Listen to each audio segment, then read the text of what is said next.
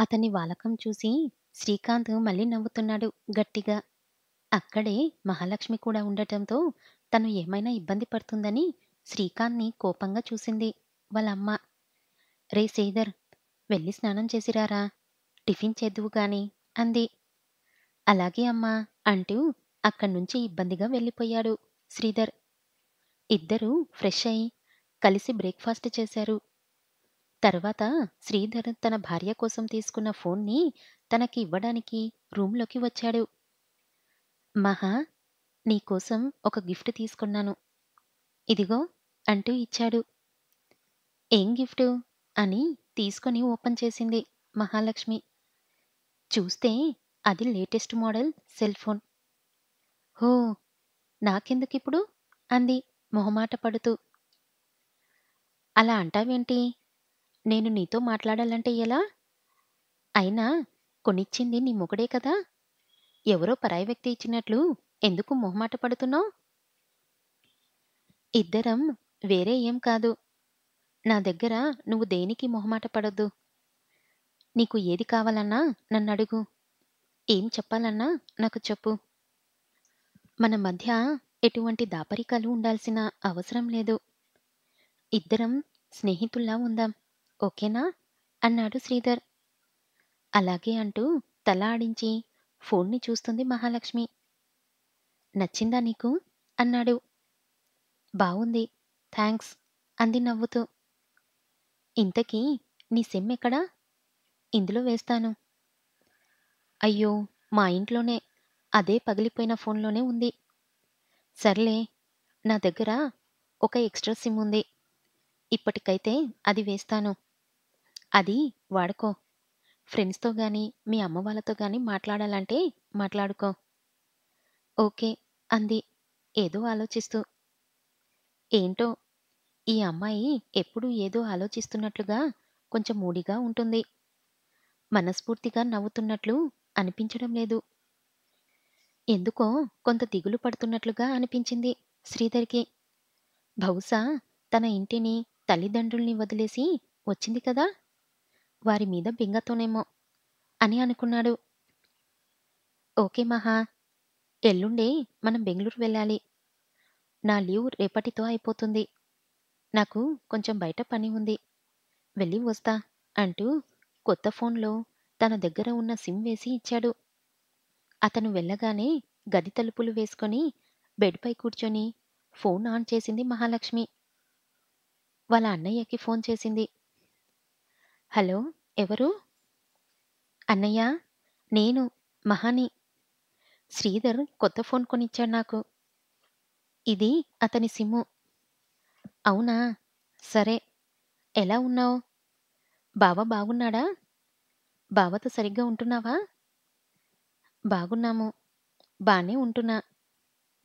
నీ మీద ఏం అనుమానం రాలేదుగా తనకి?" "లేదు. వచ్చేలా నేనేం ప్రవర్తించటం లేదు కదా!" "ఓకే. గుడ్.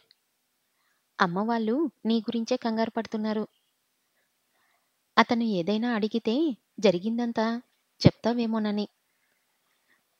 "చెప్పేదాన్నయితే పెళ్ళికి ఒప్పుకునేదాన్నే కాదు కదా అన్నయ్య." "హా!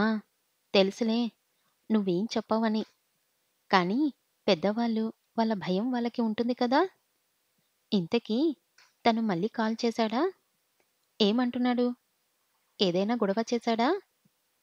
"వాడి బొంద. వాడికి అంత సీన్ లేదులే. ఈ 3 రోజులు వాడు పోలీస్ స్టేషన్‌లోనే ఉన్నాడు. గ్యాప్ లేకుండా కుమ్ముతూనే ఉన్నారు వాడిని పోలీసులు. నిన్న రాత్రి వాడయ్య వచ్చి డాడీ కాళ్ళు పట్టుకొని బతిమాలాడాడు. వాణ్ణి వదిలెయ్యండి. నాకు వాడు తప్ప ఇంకెవ్వరూ లేరు ఈ ప్రపంచంలో. మళ్ళీ మీ జోలికి రాడు. వాడు మళ్ళీ దుబాయ్‌కి వెళ్ళిపోతాడు" అని కాళ్ళ వేళ్ళ పడి ఏడ్చాడు. ఈరోజు వాడికి ఫైనల్ వార్నింగ్ ఇచ్చి వదిలేశారు పోలీసులు. ఇక వాడేమీ నీ జోలికి రాడు. నువ్వు నిశ్చితంగా ఉండు. సరేనా? "అలాగే. సరే జాగ్రత్తగా ఉండు. బాయ్." "ఓకే అన్నయ్య. బాయ్." ఫోన్ పెట్టేసిన క్షణం నుండి ఆమె ఆలోచనలన్నీ అతని చుట్టూనే తిరుగుతున్నాయి. గతమంతా ఆమె కళ్ళ ముందు మెదులుతుంది. అప్పుడు తను 10వ తరగతి చదువుతుంది. తన బెస్ట్ ఫ్రెండ్ శిరీష, "ఏ మహా! చూడవే! ఆ మహేషు మళ్ళీ మొదలుపెట్టాడు నీకు లైనెయ్యడం" అంది నవ్వుతూ. స్టడీ హవర్స్‌లో అందర్నీ బయట క్రౌన్‌లో కూర్చోబెట్టి చదివిస్తున్నారు. కానీ అందరూ చదవడం తప్ప అన్నీ చేస్తున్నారు. శిరీష మాటలతో మహాలక్ష్మి తల తిప్పి వెనక్కి చూసింది. లాస్టులో కూర్చొని కళ్ళార్పకుండా తననే చూస్తూ కనిపించాడు మహేష్. మహేష్ 6వ తరగతి నుండి తమతోనే చదువుకుంటున్నాడు. కానీ ఈ 10థ్ మొదలైనప్పటి నుండి ఇలా చేస్తున్నాడు. ఇంతవరకు ప్రపోజ్ ఏమీ చెయ్యలేదు కానీ ఇలానే చూసి చూసి చంపుతున్నాడు. క్లాస్‌లో అందరూ తమ గురించే డిస్కషన్. ఎందుకో ఒకవైపు లోపల సంతోషంగా, పైకి భయంగా ఉంది మహాలక్ష్మికి. చూడటానికి తమ క్లాస్‌లో అందరికంటే బాగుంటాడు. కానీ పాపం ప్యూర్ ఫ్యామిలీ. కానీ బాగానే చదువుతాడు. మహా చూడటానికి బుట్టబొమ్మలా ముద్దుగా ఉంటుంది. వాళ్ళు మంచి రిచ్ ఫ్యామిలీ. ఆ రోజు 10థ్ ఫేర్వెల్ పార్టీ నైట్ టైమ్ అందరూ డాన్స్ ప్రోగ్రామ్ చూస్తుండగా మహాలక్ష్మి, శిరీష, "మిమ్మల్ని సార్ పిలుస్తున్నారు ఆఫీస్ రూమ్‌కి" అని పిలిచాడు మహేష్. ఇద్దరూ రూమ్‌కి వెళ్ళాక వెనకాలే వెళ్ళాడు మహేష్. శిరీషతో, "చెల్లి ఒక్క నిమిషం మహాతో మాట్లాడాలి. బయట నిల్చోవా ప్లీజ్" అన్నాడు. విషయం అర్థమైన శిరీషకి చాలా భయమేసింది. కానీ మహేష్ మీద ఉన్న నమ్మకంతో దాన్ని ఏమీ ఇబ్బంది పెట్టవు కదా అంటూ 2 నిమిషాల్లో బయటికి రాలేదంటే నేను ప్రిన్సిపల్‌ని తీసుకొని వస్తా. ఓకేనా? అంది బెదిరిస్తూ. ఒసేయ్ రాములమ్మ! అంత సినిమా ఏం జరగదులే ఇక్కడ గాని నువ్వు ఉండవమ్మా! నువ్వు పిలవడం ఏమో కానీ కాసేపాగితే ప్రోగ్రాం అయిపోయి అందరూ వచ్చేస్తారు అంటూ శిరీషని బయటికి పంపి డోర్ వేసేశాడు. మహాలక్ష్మికి గుండె వేగం రెట్టింపైంది. వామ్మో! వీడేంటి సడన్‌గా ఇంత ధైర్యం చేశాడు అనుకుంది. మహా! ఐ లవ్ యూ రా! నాకు నువ్వంటే చాలా ఇష్టం.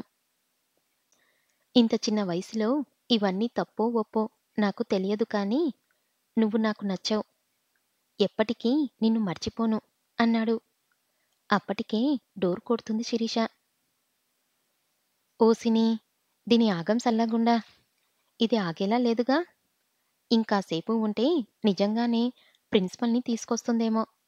వెళ్ళు వెళ్ళు. ఆలోచించు కాస్త నా గురించి. 10థ్ అయిపోయిందని ఏమీ కంగారు పడకు. నేను టచ్‌లోనే ఉంటాను నీతో అంటూ నవ్వాడు. హడావుడిగా డోర్ తీసుకొని బయటికి వచ్చి ఏమన్నాడే అంటూ అడుగుతున్న శిరీష చేయి పట్టుకొని లాక్కుంటూ పరిగెత్తింది మహాలక్ష్మి. ఆ తర్వాత ఇంటర్. ఆమెని వాళ్ళ నాన్న మంచి కాలేజీలో చేర్పించాడు. హాస్టల్‌లోనే ఉండేది.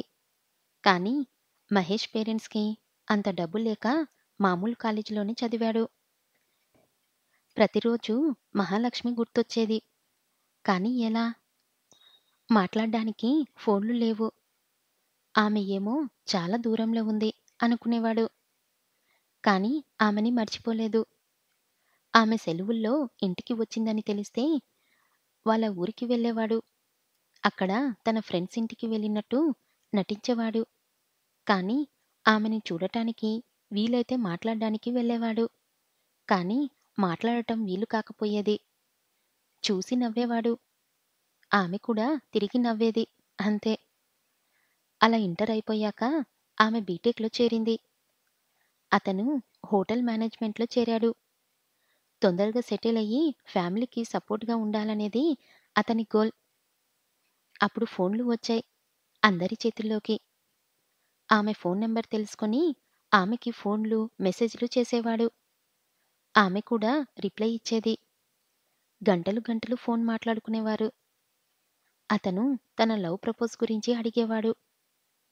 ఆమె ఆలోచిస్తా అనేది. ఆమె బీటెక్ ఫైనల్ ఇయర్‌లో ఉన్నప్పుడు అతని చదువు అయిపోయింది. జాబ్ కూడా వచ్చింది హైదరాబాద్‌లో.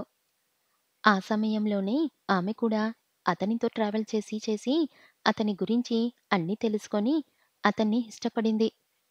ఓకే చెప్పింది. ఇక అప్పటిదాకా తను ఒప్పుకుంటుందో లేదో అని కంట్రోల్‌లో ఉన్న మహేష్ కంట్రోల్ తప్పాడు. సినిమాలు, షికార్లు, పార్కులు అన్నిటికి తిరిగారు. ముద్దులు, కౌగిలింతలు ఒక్క అది తప్ప అన్నీ చేసేవారు. మహా, మీ పేరెంట్స్ ఒప్పుకుంటారా మన పెళ్ళికి? మన ఇద్దరి క్యాస్టు ఒకటే అయినా మీరు బాగా రిచ్ కదా! మీ నాన్న ఒప్పుకుంటాడో లేదో అని భయంగా ఉంది అనేవాడు మహేష్. నేనంటే మా నాన్నకి, అన్నయ్యకి చాలా ఇష్టం. నా కోసం తప్పకుండా ఒప్పుకుంటారు. నేను ఎలాగైనా ఒప్పిస్తా. నువ్వేం భయపడకు అని ధైర్యం చెప్పేది మహాలక్ష్మి.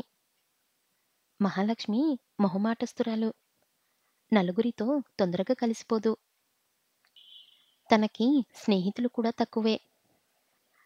మహాలక్ష్మి తండ్రి కూతుర్ని తమ కంటే ఆస్తిపరులకే ఇవ్వాలని నిర్ణయించుకున్నాడు ఎప్పుడో. మహాలక్ష్మి తల్లికి గొప్పలు చెప్పుకోవడం, ఇతరుల్ని చులకన చేయడం, హేళనగా మాట్లాడటం, ఇతరులు తప్పులు ఎత్తి చూపడం బాగా అలవాటు. ఊర్లో అందరికంటే వాళ్ళు ధనవంతులు కాబట్టి అందరూ వారికి భయపడేవారు. వారికి ఎదురు ఎవ్వరూ చెప్పేవారు కాదు. ఇక మహాలక్ష్మి అన్నయ్య బీటెక్ అయిపోయి హైదరాబాదులో జాబ్ చేస్తున్నాను అని చెప్పుకునేవాడు. కానీ ఊరికే జల్సాలు చేస్తుండేవాడు. ఊర్లో వాళ్ళ అమ్మ మాత్రం నా కొడుక్కి నెలకి ₹1,00,000 జీతమని గొప్పలు చెప్పుకునేది. ఒకరోజు సమయం చూసి మహాలక్ష్మి తన ప్రేమ విషయాన్ని ముందుగా వాళ్ళ అన్నయ్యతో చెప్పింది.